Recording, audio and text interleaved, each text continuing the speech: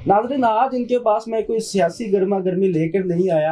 आज मैं दुनियावी गर्मा गर्मी लेकर आया हूँ जो अवाम में एक दूसरे के लिए पाई जाती है, चाहे वो गुस्से से रिलेटेड हो, चाहे वो झगड़ों से रिलेटेड हो, चाहे वो नौजवानों की तरबियत से रिलेटेड हो।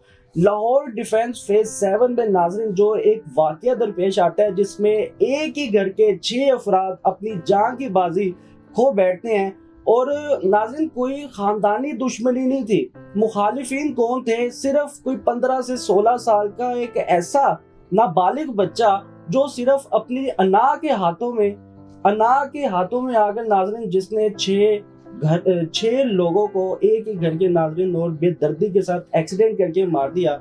ये जानना चाहेंगे दाऊद साहब से कि आखिर उस बच्चे का मुस्तकबिल क्या देखते हैं, क्या उसकी रहाई मुमकिन है? जिस तरह से नाज़रीन जिस घर के 6 अफराद जो उनसे हैं वो बेदर्दी के साथ अल्लाह ताला को प्यारे हुए हैं, जिस तरह से वो मौत नसीब हुई है उनको नाज़रीन, लेकिन उनके जो वालिद साहब है उनकी तरफ से बयान आ रहा है कि उनको धमकियां दी जा रही हैं। बच्चे के घर वालों की तरफ से पैसों की डिमांड आ रही है, ऑफर्स आ रही हैं, जी आप हमसे इतने करोड़ ले ले, इतना पैसा ले ले। लेकिन इससे बात से भी हम आगे बढ़ेंगे और टैरो कार्ड के इल्म के मुताबिक ये भी जानेंगे कि क्या वो ऑफर एक्सेप्ट करेंगे या फिर बच्चे को सजा दिलवा करेंगे। अस्सलाम वालेकुम जी। वालेकुम अस्सलाम। कैसे हैं सर? अल्हम्दुलिल्लाह। डॉक्टर साहब ये बताइएगा कि सबसे पहले तो आजकल जो गर्मा गर्मी अवाम में फैली है जी, लाइसेंस बनवाए, 10 साल का बच्चा भी अब बाइक चलाने से डर रहा है, 15 साल का बच्चा भी गाड़ी चलाने से डर रहा है। पहले यही लोग रेसे लगाया करते थे मॉर्निंग में, इवनिंग में।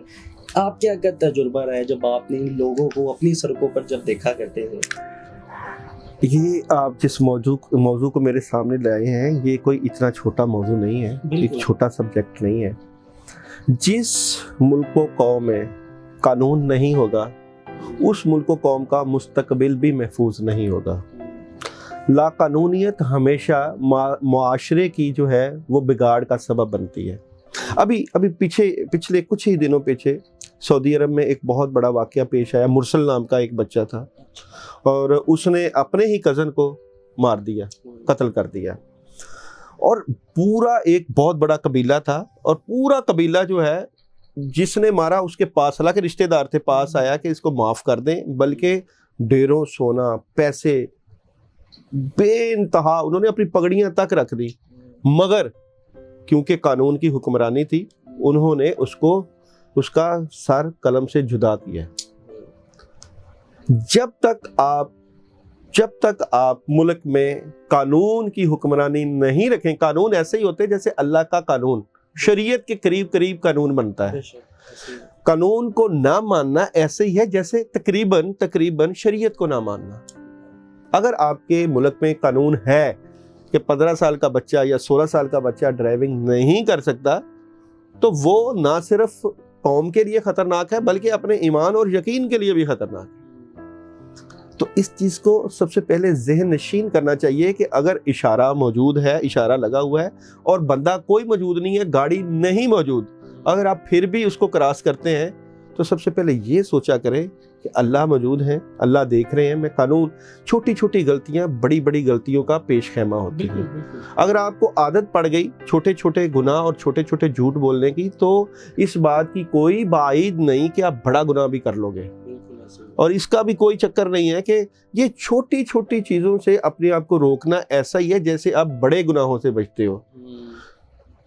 बेहतर हो गया। डॉक्टर साहब ये बताइएगा कि इन शॉर्ट अगर हम उसके वालिद साहब की बात की जाए, जिनके घर के 6 अफराद जो उनसे थे वो अपनी जान की बाजी खो बैठे हैं, उनमें बेटा था, बहू थी, और इवन डैड के उनका ये भी कहना था कि हमारे घर में शादी थी जिसकी शॉपिंग के लिए हम जा रहे थे, ये लड़का आया अपने वालिद साहब के साथ बैठा था, हुटिंग हुई कि हमने मना किया, बड़े बेटे ने मना किया, फिर उसके बाद थप्पड़ छप्पड़ मारा, फिर उसके बाद इसने गुस्से में आकर 160 से 70 गालबन इतनी तकरीबन स्पीड होगी जो गाड़ी इसने सीधी आकर उसमें मारी। उसके वालिद साहब की इस गुफ्तगू में कितनी सदाकत देखती हैं, क्या एनर्जी देखती हैं? देखिए, मरने वाला मर गया, बिल्कुल। जो इस दुनिया में नहीं रहा, वो वापस भी नहीं लौटाया जा सकता। अब आपने क्या करना है, हमारा क्या काम बनता है, हमने इस वाक़े से नतीजा क्या अखज़ करना है। क्या नतीजा अखज़ किया? क्या हम ठीक हो गए?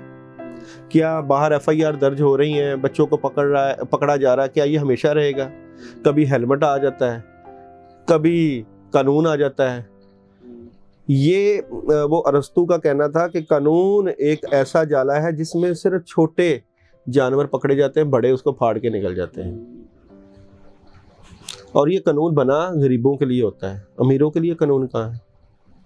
अगर यहाँ का कानून इतना ही पुख्ता और बड़ा होता तो अमेरिका से वो आके अपने सफ़ीर को ना ले जाते जासूस को। लेकिन डॉक्टर साहब ये बताइएगा कि कहा यह जा रहा है कि वो बच्चे के साथ जो भी उसने वाकया किया है, कुछ लोग सजा तो मिलेगी, सजा तो कह रहे हैं कि इसने एक्सीडेंट किया है, कुछ लोग कह रहे हैं इसने जान के कत्ल किया। लेकिन अगर एनर्जी उसके वालिद साहब की हम चेक करते हैं, जिनके घर के 6 अफराद उनसे अपनी जान की बाजी हार बैठे हैं, उनकी अगर एनर्जी हम ये जानना चाहें कि क्या उनकी गुफ्तगू में सदाकत है या फिर नहीं। देखिए सदाकत तो है, जारी बात है वो, मगर ये है कि सजा तो मिलेगी। एनर्जी जो भी है, जो भी अल्लाह का कानून है, सजा तो मिलेगी। अगर आप शिरक करते हैं, चाहे आपको समझ है चाहे नहीं है, शिरक तो शिरक है। अगर आप जहर पी लेते हैं और आपको पता हो कि मैंने जहर पी लिया और मुझे नहीं पता था जहर है, तो जहर ने तो मार देना। गुनाह तो गुनाह है। अगर आप गुनाह जो है वो अनजाने में करो या अनजाने में, सदा तो है। नेकी का काम नेकी का है, अनजाने में हो या जाने में हो, हर चीज नेकी नेकी है, गुनाह गुनाह है, शर शर है। बेहतर हो गया। डॉक्टर साहब ये बताइएगा कि बच्चे की जो सजा है वो क्या होनी चाहिए? क्या उसकी तरबियत के साथ उम्र कैद की होनी चाहिए, या फिर इस उम्र में कोई ऐसी सख्त सजा देनी चाहिए, या फिर ज़ाहिर घर वालों की भी तरबियत कहीं ना कहीं असर आती है। अब सिर्फ मलबा बच्चे पे नहीं डाल सकते। अब जैसे कि अगर उसके वालिद साहब के बयान में सदाकत थी या है, तो उसके वालिद साहब का ये भी कहना था कि जब इसने हुटिंग स्टार्ट की हमारे घर वालों के साथ, इसके वालिद साहब मौजूद थे। तो क्या तरबियत वहाँ रंग मिलाती? क्या उसके वालिद साहब को भी कहीं ना कहीं मुजरिम नहीं ठहराया जा सकता? क्या उसको भी सजा नहीं दी जा सकती? क्या वो इतना मुस्तहिक नहीं है कि उसको इतना आज़ाद कर दे, यहाँ पे सजा दे?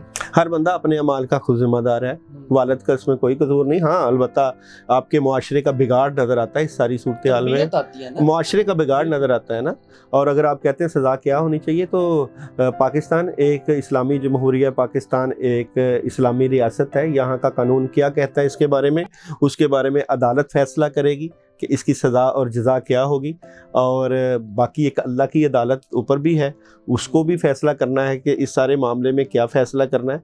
अल्लाह जो करता है बेहतर करता है। इस सारे मामले में भी अल्लाह का एक हुक्म है, बगैर अल्लाह के हुक्म के ये नहीं हो सकता था। अल्लाह के फैसले अल्लाह के हाथ में है। कानून क्या कहता है, कानून की क्या अमल दरामद होती है, वो कानून फैसला करेगा और कानून जल्द फैसला करेगा। डॉक्टर साहब ये बताइएगा कि बच्चे के घर वालों की तरफ से जिनके घर में ये हादसा दरपेश हुआ है, उनको बहुत ज़्यादा ऑफर्स की जा रही है और बड़े पैसों की ऑफर्स की जा रही है कि जी हम आपको इतना देंगे इतना देंगे। इवेंट एंड के लास्ट टाइम उसके वालिद साहब का ये भी बयान आया जिसमें उसने कुल्लम कुल्ला कहा कि जी हमें जान से मारने की धमकियाँ दी जा रही है, मेरा एक बेटा और मेरी 3 बेटियाँ हैं और मुझे ये बताया जा रहा है कॉल्स करके। तो क्या इस मामला को देखते हैं, क्या वो महफूज होंगे या फिर इस बात पर एक्शन लिया जाएगा? या एक्शन तो पाकिस्तानी जो है कानून लेगा ना। अगर किसी को धमकियां देती हैं उसकी FIR होती है, कानून क्या फैसला करता है, कानून की तरफ से क्या हिकमत अमली आती है। आपका जो भी मामला हो उसको ज़रूर है कि FIR कटवाई जाए। और बाकी अगर आपका कानून स्ट्रॉन्ग होगा तो फैसले भी कानून के हक़ में होंगे। सबसे पहले तो कानून को देखा जाए कि क्या पाकिस्तान का कानून जो है वो बड़े फैसले कर पाता है। क्या पाकिस्तान का कानून जो है वो उसने आवाम को जो डिलीवर अच्छा किया। अगर कानून अच्छा डिलीवर नहीं कर रहा तो फिर तो सोचना चाहिए। बेहतर हो गया। लास्ट में मैं सिर्फ ये आपसे जानना चाहूँगा कि आप उन नौजवान बच्चों को पैगाम दें जो अभी बालिग भी नहीं हुए और इस तरह से दूसरे घरों में लड़ाई झगड़े, कॉलेज लाइफ, स्कूल लाइफ में ये जो मामला था, अरे आपने भी देखे होंगे लोगों को जो रेसे करते हैं लेकिन दूसरों की जानों का उनको पता नहीं होता कि वो कितने, अलबत्ता वो एक जान नहीं ले रहे, वो ना जाने कितनी जाने वो ले रहे हैं, घर के कितने अफराद हो सकते हैं। देखिए जी, एक बहुत बड़ी बात कर रहे हैं आप कि अपने नौजवानों को या किसी को क्या बताना है।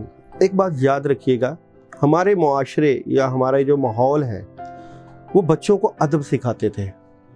जिस माशरे में अदब नहीं होगा वो माशरे तरक्की नहीं करते। जिस घर में अदब नहीं होगा वहाँ पे तरक्की नहीं होती, वो माशरा खुशियों का गहवारा नहीं बनता।